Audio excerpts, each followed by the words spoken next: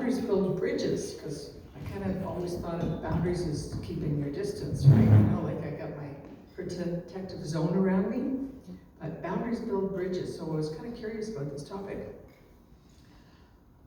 So there's physical boundaries that we deal with most days. Driving. The road's got lines marked on it. Sometimes.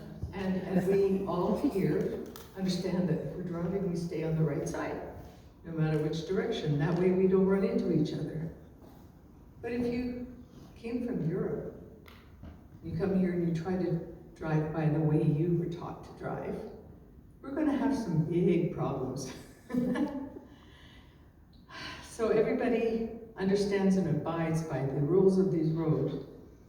Then everything proceeds in an orderly fashion. While physical boundaries can act as walls, when we communicate our boundaries, instead of a wall, we are creating a clear path for others to connect with us.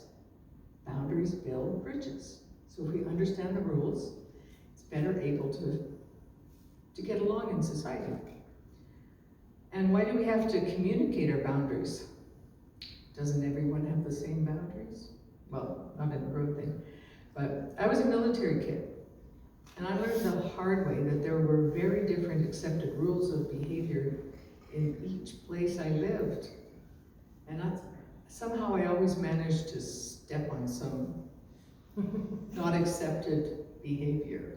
And all of a sudden find myself in deep trouble with somebody, and I had no idea why. So that's why boundaries need to be communicated. And our boundaries are very personal to us. So it's not just the community we're living in, but also maybe different experiences we've had through our life, and that something bad has happened or something unpleasant, and so we kind of build up a little wall there. So there's different things. I used to play a game with my oldest daughter. When I put a plate of food in front of her, I'd go, I forgot to taste test that. And then I'd go steal some food from her plate. And if I didn't do it, she'd go, Mommy, you forgot to test my food. But can you imagine what would happen if you'd walked into a restaurant and go along and went, oh, that looks good. I think we'd be kicked out of the restaurant or get in very serious trouble with somebody. Hugging is a big issue in boundaries. And at a conference one year, actually, Diane, Joanne, and I did a skit about hugging. And I was just remembering a few of the things that we came up with. There was the A-frame. This is where only shoulders touch, and you're leaning like this, feet are this far apart, you make an A, right? Then there's a person who won't let go. They're trying to control the length of the hug. So the rule we've come up with is the first person that lets go is the end of the hug. Break! And then there's a hug bomber. This is the person that doesn't bother asking if you want a hug or not. They just come along and they give everybody hugs or take hugs. It depends on your point of view. And so these are all things that might make people avoid you. So this is why respecting boundaries and communicating your boundaries can result in better relationships. Brené Brown offers a definition. Authenticity is the daily practice of letting go of who we think we're supposed to be and embracing who we are. And cultivating authenticity, which is about this month's theme, is not about becoming something other than who you are. Rather, it involves us in releasing those patterns of thought, attitudes, and actions that act as barriers to us standing in our personal truth and power. And if we want to be able to reveal ourselves to somebody else, we kind of have to know who we are. And that it just works a whole lot better. But when we share our boundaries, we are telling people who we are. And So a little definition is boundaries are where we end and the other begins. And so we're not just our physical body, we've kind of got this space around us that we would like to claim. And every person's boundaries are different. That's why it's important to tell people what they are. There was a book by Nancy Levin called Setting Boundaries Will Set You Free. It defines boundaries as a limit that you set to define what you will or will not do, or what you will or will not accept or tolerate from others. This isn't about controlling. It's just about, I'm uncomfortable with that, and the other person has the choice of whether or not they want to make you uncomfortable or if they want to be respectful. And I'm sure there's lots of other aspects to that conversation, but we're not here for that. And boundaries are the container in which our authentic self resides. It doesn't have to be a power struggle or an insult. It's sharing our uniqueness. We can't expect everybody to have the same boundaries or to read our minds about our boundaries. And in order to share our boundaries, we first have to have clarity around them. And that empowers us to know what is ours to do and to be in the world. And until we communicate our boundaries and hold others accountable to them, we cannot expect others to honor them. They can't do it if they don't know what they are.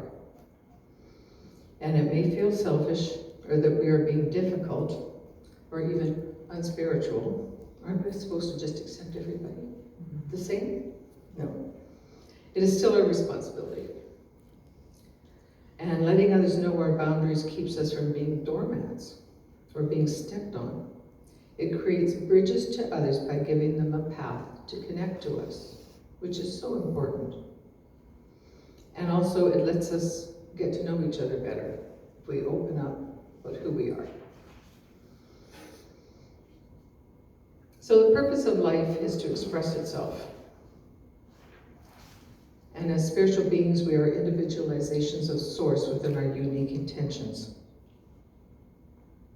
When we live as if we lack boundaries, we unconsciously tell others that there is nothing of ours that we hold sacred. And when we do not let them know what our limits are, we set ourselves up for a whole set of emotions, including resentment, betrayal, and anger. We are creating boundaries. We are not creating boundaries where there are none. They already exist. We have not yet communicated them. They're very personal to each of us. So how can we know? How can we expect others to know and respect our boundaries unless we tell them?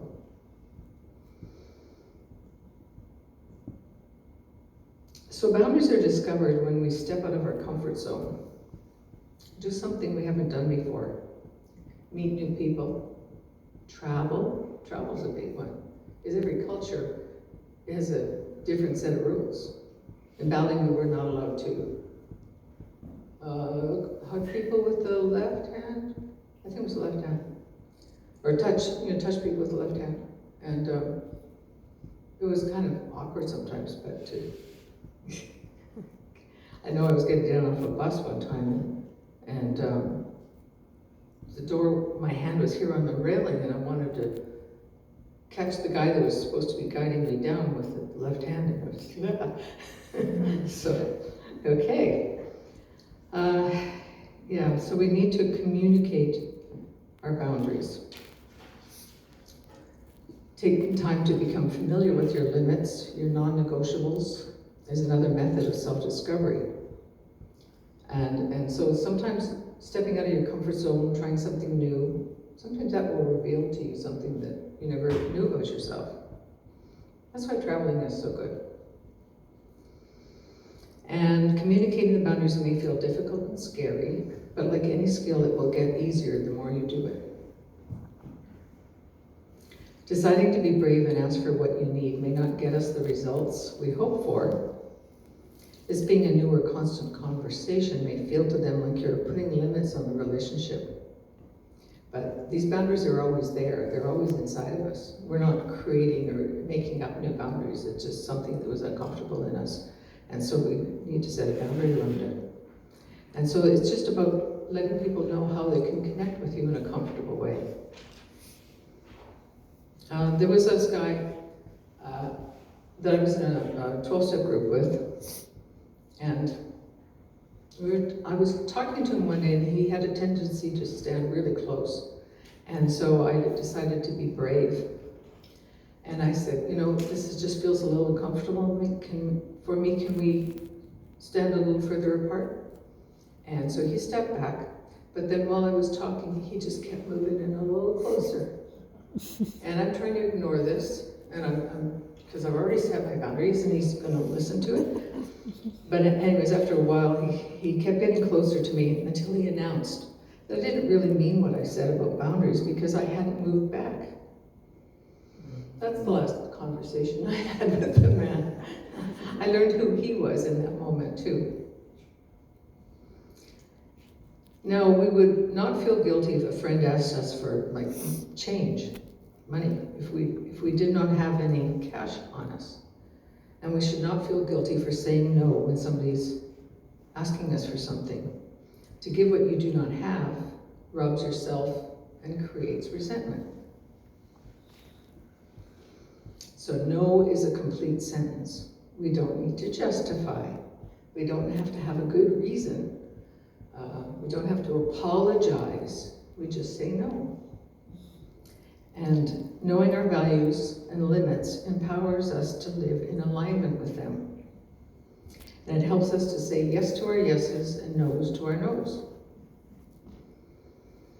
When we say yes when we mean no, or we compromise our comfort in order to please someone, or we give in to something we don't want, it is our authentic self that is disrespected. And in many situations, it is us that are the ones that are crossing our own boundaries. I don't know, I've had that happen a lot of times. I don't want to make it too much noise, I'll just go along to get along. Not that anybody here has ever done that. So honoring our own boundaries is an act of self-love that cultivates our authenticity. When we say no to one thing, we say yes to something else. By clarifying our limits, we are making space for us to live out loud. So I'm sure all of you have stories about something like this. Even look out on the road when somebody's driving too close to you. It feels uncomfortable. In a store, and maybe in a lineup in a store, somebody's right behind you up close, and I tend to turn around like this and put my elbows out to give myself the space I need because I'm feeling uncomfortable. So this is the thing, is we have to know what our boundaries are. And usually it comes from that feeling of being uncomfortable. And in order to set those boundaries, we have to have enough self-love to share them with somebody. And even if they don't react well, it's not our problem. Our responsibility is to speak up. I mean, we can do it kindly, but still to speak up, and in a way that they actually hear us. So we teach others how to be with us, and how will others know how to treat us if we do not let them know? But we have to know our boundaries. And once we know them, it is an act of love to share them with others. Because we're actually telling people who we are when we share our boundaries. And sometimes that can be a little scary. And I don't need to justify it, which I've done on occasion. Well, I had this experience, it was really bad, and that's why I want you to stay back there, please. I don't need to do that. When boundaries do get crossed, we can then have heart-to-heart conversations for reconciliation. And sometimes that brings us closer to each other than we ever would have gotten just attending something together. When we have a little problem and we work our way through it, I think to me, every time it's happened to me that I feel some connection with that person that I've had that little beef with. And when we work it out, it feels great. And I learn a little bit more about them, and they learn more about me. We're being vulnerable, and we're being present and visible, which is kind of important. And authenticity authenticity is a practice. We can start right now where we are today. We forgive ourselves and others from being perfectly imperfect and begin again. Loving ourselves and others to be brave and clarify, this is what I will and will not do. This is what I will or will not accept or tolerate. We'll build bridges of connection. It is an act of living out loud.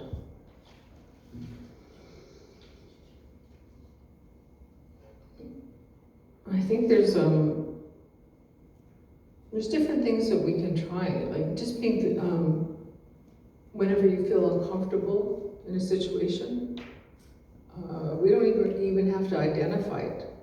We can just say, I'm feeling uncomfortable. And that can open up the conversation for yourself or other people to actually say, yeah, I'm not too comfortable with the way this is going either. And we can work on it. And that's how we build community.